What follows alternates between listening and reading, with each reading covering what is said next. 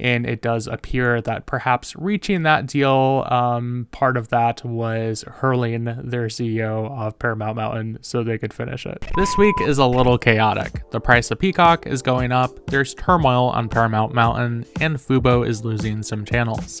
I talk about all of this and more on this week's episode of the Shall I Stream It podcast. Now, as a reminder to everyone, you can listen to the Shall I Stream It podcast on various different podcasting platforms, including Apple Podcasts, Amazon Music, Spotify, and more. Make sure to subscribe to the Shall I Stream It podcast on your favorite audio platform, and while you're at it, drop out a review as well. But let's get started on our first story, which is that the price of Peacock is going up.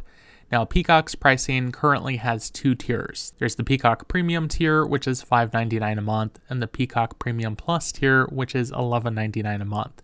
It's been announced that later on this summer, that price will go up by $2 per month. So Peacock Premium will be $7.99 and Peacock Premium Plus will be $13.99. Now, they will still offer the annual plans, which goes up to $79.99 per year and $139.99 per year for the Peacock Premium and Peacock Premium Plus plans. This will go into effect for new customers beginning on July 18th and for existing customers beginning on August 17th. This comes just ahead of the Olympics, which will stream exclusively on Peacock starting on July 26th, and those, of course, will be in Paris this year. Now, I do think the Olympics are going to be a big thing for Peacock. The last time around, they kind of dropped the ball when it comes to streaming the Olympics. They had some Olympic events on Peacock and some weren't, but this time around they plan to have all of the different games available to stream on Peacock as they are occurring live in Paris. I think it's going to be a much better setup for people who want to watch the Olympics this time around. Peacock has seen some increases in their viewership recently. There was the Peacock NFL playoff game, which I know a lot of people were not happy about, and I don't blame them. If you were subscribed to something like YouTube TV, that meant you now had to pay extra to watch this game. It was a little bit frustrating, but it did have really high ratings for Peacock. They had kind of an afterglow from that. They had different shows like The Traitors and Ted, which have continued to perform really well on Peacock. And next NFL season, sorry for the people that are not subscribed to Peacock. I know you're not going to be happy about this, but there is going to be another Peacock exclusive NFL game. This time it will be the game between the Eagles and the Packers on September 6th, which will be in Brazil. Now, despite these increases in viewership, Peacock still lags behind the competition in terms of its number of subscribers by a pretty significant amount. At last count, Peacock had 34 million subscribers, whereas one of their nearest competitors, Paramount Plus, now has 71 million. And speaking of Paramount, it has been a pretty wild week over on Paramount Mountain as their CEO has stepped down. Now, this comes amidst the possible sale of Paramount that is being negotiated right now between the company that owns a controlling stake in Paramount, which is known as National Amusements, and another company, which is Skydance Media, that is owned by the son of the billionaire media mogul David Ellison, whose name is Larry Ellison. These are two guys that have an incredible amount of money. Apparently, his father owns one of the islands of Hawaii, which is just wild. Imagine being so rich that you can be like, yeah, I own an island of Hawaii. But he has been negotiating this deal between Skydance Media and National Amusements, which again is that company that owns the controlling stake in Paramount. I know it's a little bit complicated, but follow me here. National Amusements is run by Sherry Redstone, who herself is a person who inherited the family business from her billionaire father. So you've got kind of these two Nepo babies organizing this deal. There was apparently some conflict because the people over at Paramount that are with this company that's, has these decisions being made on their behalf by National Amusements and Sherry Redstone, they were not happy about this potential deal with Skydance Media to take over Paramount. They felt like the terms of the deal were more favorable to Sherry Redstone and National Amusements than they were to the Paramount shareholders. Bob Bakish apparently had some reservations about this whole situation, but now he's out. He's going to be replaced by what they are referring to as the Office of the CEO, which is a trio of 3 senior level executives. as they continue to iron out this potential deal with Skydance Media to take over Paramount. Now, what does this mean for streaming and the future of Paramount Plus?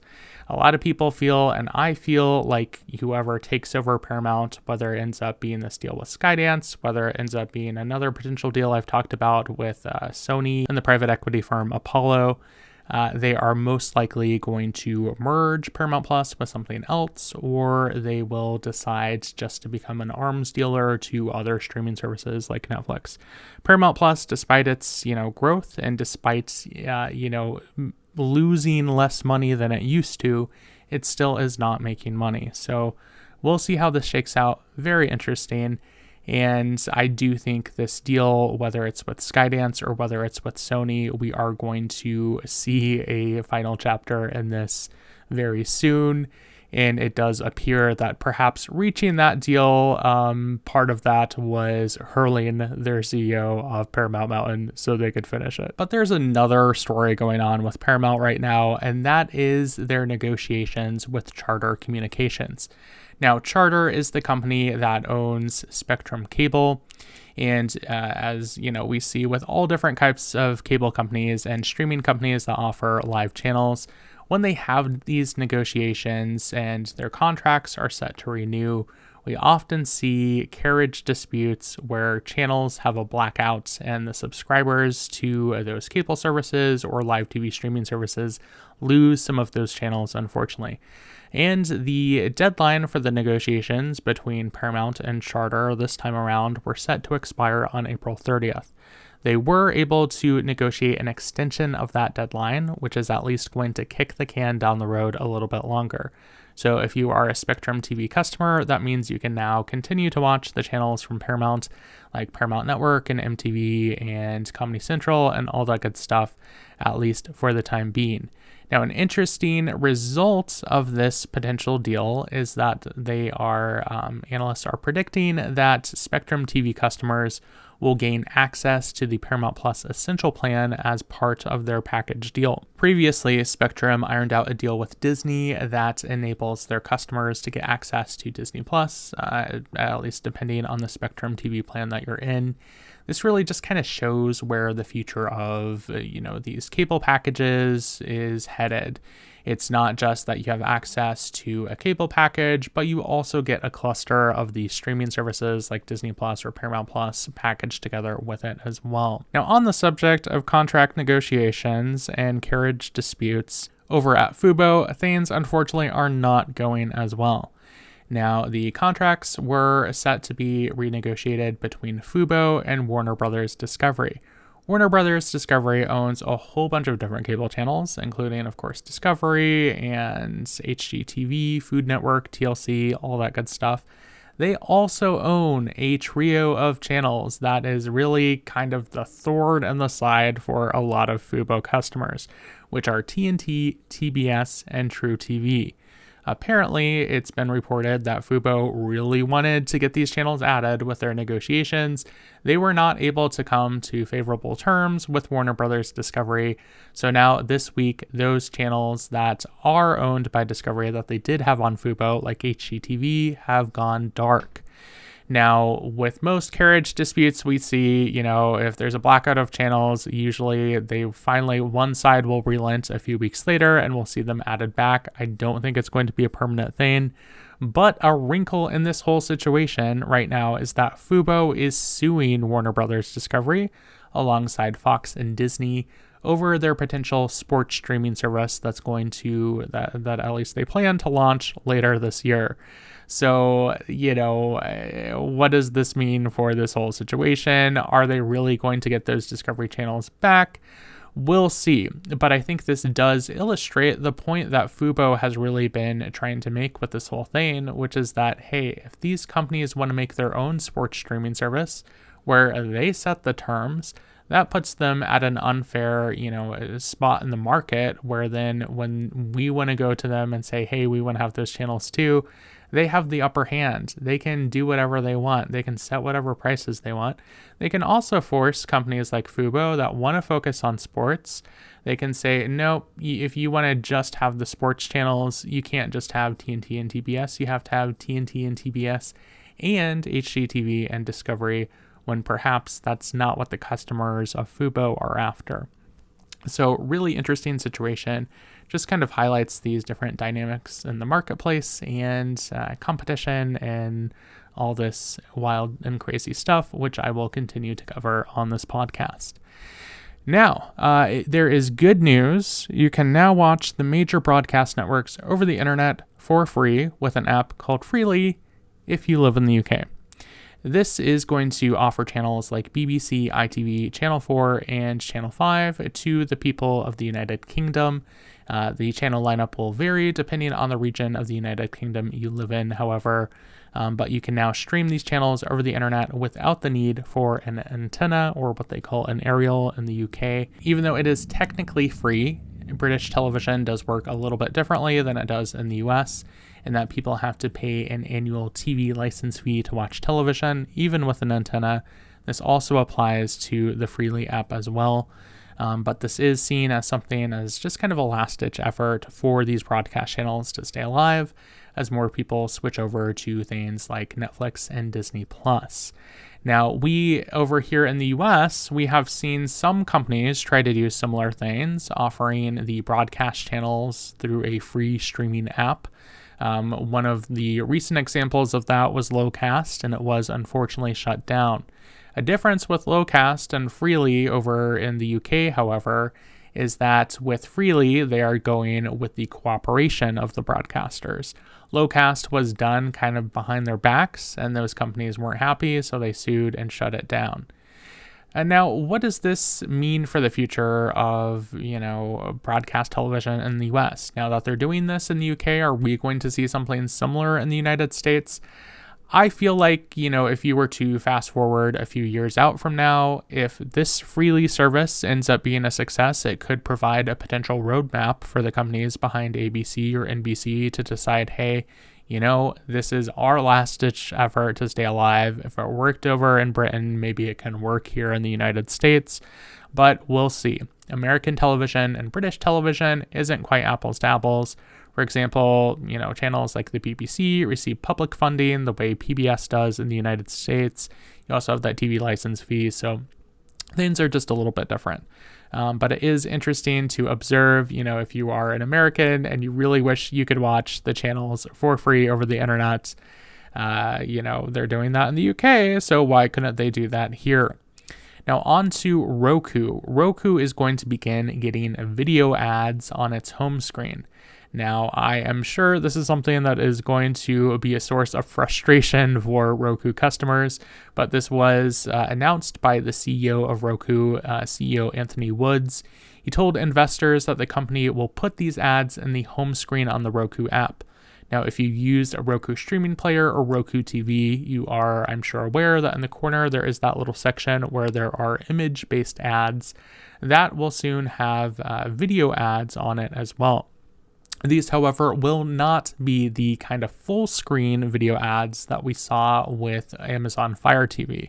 So not quite as intrusive, thankfully, but just know if you are a Roku customer, expect to see some video ads over there in the corner in the near future. On to YouTube TV. YouTube TV is rolling out their multi-view feature on more devices. It will now be available on Android devices as well. YouTube TV, their multi-view feature is the feature that allows you to watch multiple channels at the same time in a split screen. So if you want to watch a live sporting event or you want to watch different news events or things like that, you can watch them at the same time and alternate the audio between whichever one you are listening in on. It is a really neat feature if there's multiple sports games on at the same time and you want to be able to kind of keep tabs on them live at the same time. And you can now do this on more and more devices, not just iOS, not just Apple, not just iPad, but also now it is rolling out for Android devices. This also comes amidst a new feature with YouTube TV. They have brought back their improved 1080p enhanced picture quality tier.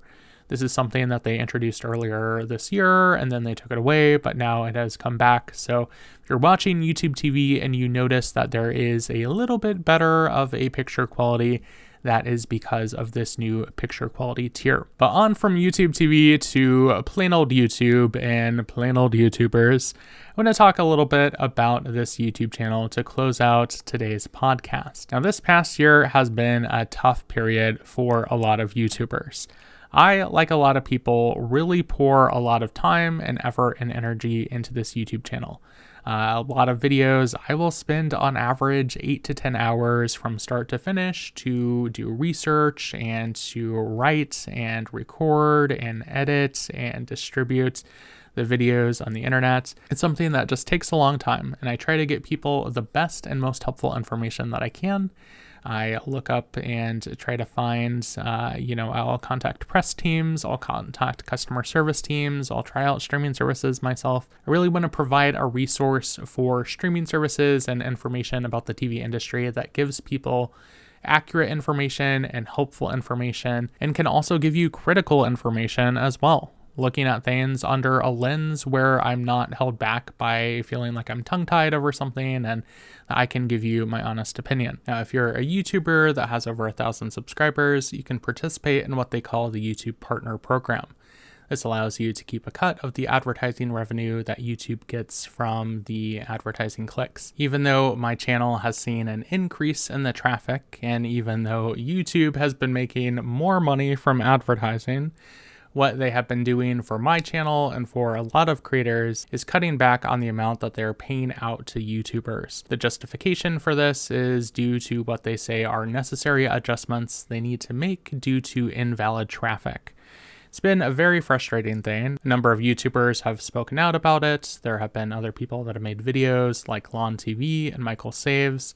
If you want to do a more deep dive into that, I'll have a link to some of those videos in the description on YouTube of this podcast episode. But essentially, where I'm at right now is a place where if I want to continue doing what I'm doing in terms of the time commitment and in terms of what I'm doing on YouTube and have this be sustainable, I need to shake up the way I do things. But no matter how I make money on YouTube, I want it to be in a way that doesn't compromise my ability to speak my mind and be able to give you the best information that I can and also be critical of the media industry. So I need your help. One of the new things that I'm going to do in order to support the work that I do on this YouTube channel is launch a Patreon. Patreon is a platform that allows content creators to gain support through memberships. Let's make this clear. I'm not charging people for YouTube videos or for podcasts. I don't do that now, and I don't plan to ever do that in the future. Rather, my Patreon is a place for supporters of this channel to connect with me, to connect with other supporters, and a space for chats,